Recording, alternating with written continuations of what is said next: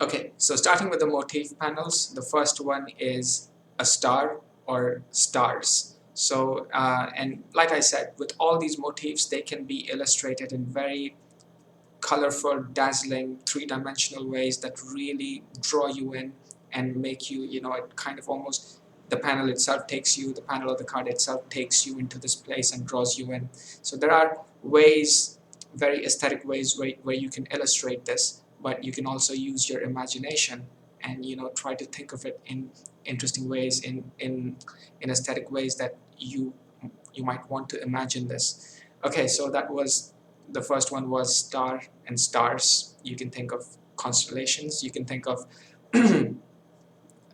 various colors of stars, the way they shine, the way they emit their light, and stars don't really shine. Okay, okay. So yeah, that was star. The next is soul, which is the sun.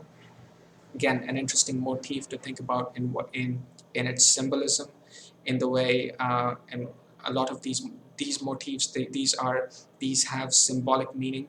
You can interpret these symbols in a way that it speaks to you, using your intuition to see how it speaks to you. So yeah, with Sol, the sun, it has a symbolic meaning to you. The way sun creates the day, and the light that we see during the day, the way it interacts with us, the way we, I guess you could say, arrange our life around this. And that's in a very simple way to think of it. And there's much deeper symbolic meanings that you can think of it in that way. The next is Luna, which is the moon, the Earth's moon, and you can think of this in all of its phases, from new moon to full moon, and all the phases in between and back. And so I was kind of thinking the way you could think of it is, uh, you can think of an array again of all the various phases, and maybe in the center, think of any one particular phase that it speaks in some sense, that you feel more drawn towards it. And you can think of that at the center. In the background, you can think of a collection of stars shimmering, or yeah, you might also think of moon during the day. You can think of the moon, the way you see it near the horizon, the way it picks up that intensity certain times when it's close to the horizon, and especially if it's like uh, yeah, if it, there's the way that it looks enlarged. And I think there is yeah, a certain way you can also think of the moon in the sense that um, the moon, the way like with the concept of certain people who are affected, their mental states being affected by the moon, you can kind of think of it in that sense. You can yeah, the lunar effect. And yeah, again, with its own symbolic meanings, the way you might have a certain phase that might have a certain symbolic meaning. Use your intuition. Like I said, always be very rational and make very accurate decisions based on reason, but this is something to use your intuition towards. That's the way I like to think of this. Okay, so be very rational. Okay, so the next one is eagle. Eagle as in the bird. I like to think of eagles. Eagles are very symbolic, and the way you can think of them is, you can sort of think of them as protectors in a sense. The way they spread their wings, the way they soar, there is something so uh, there is a certain strength that they project. There's a certain freedom. There's a way. There is the sense of you know uh, broken restrictions. The sense of the way they soar into the sky above everything else. And uh, in a sense, you can think of them as though they everything that is what was I going to say? Okay, whatever. But the point is that there is a certain um, element of protection that I like to think that is within them. The way I like to visually think of this eagle is that they are made out of, they are, think of an eagle that is made out of metal, like their wings are made out of metal. And you can think of it as gold, you can think of the metal as brass. I would personally like to think of it as uh, the entire eagle made out of gold, and other uh, fragments or other parts of their wings and of their body made of differently colored metals, blue metals, reddish metals, and having this metallic quality, the way they would look. And you can think of them as free, in the sense that an eagle is just free to soar and protect uh, things around them. And okay, so the next one is a path, or a path, or just path.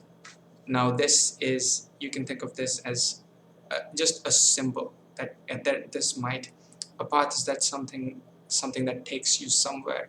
So again, with intuition, this can work in, you can think of this in many different ways.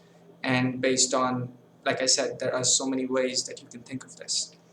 Okay, so the next one is endless sky, in the sense, and this, there is an element of an expanse. You can sort of think of an infinite expanse, and to think of this in terms of intuition, so many different aspects that you can of so many different things that could be happening, or things that you might think about, and you might think of an endless sky, and in what way you might want to perceive this. Could it be that an endless sky, as in you can soar as high as you want, and there's nothing stopping you, and that is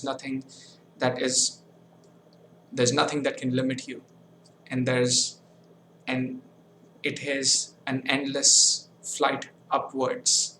Can you think of it in that way? I was just talking about it in one way. You can think of it in many different ways. Okay, so the next one after this is nexus. A nexus is okay, and the way I'm describing this nexus is that there is, you can think of the architecture uh, of this nexus, the way there is, you can think of it as a more focal area, and beyond this there are various paths that take you to different places. There are staircases, there are other ways of other paths, other trails, other ladders, other staircases that take you to different places. Some of these look similar, some of these look different. Maybe one of the path is some kind of a vine that you can climb and leave. Maybe one is a ladder, maybe one is a staircase. Think of a grand staircase, and maybe it can take you somewhere. What was I? Think of, other than paths and stairs and ladders, think of portals. Maybe these portals transport you. They can draw you in and take you to different worlds. Maybe they can.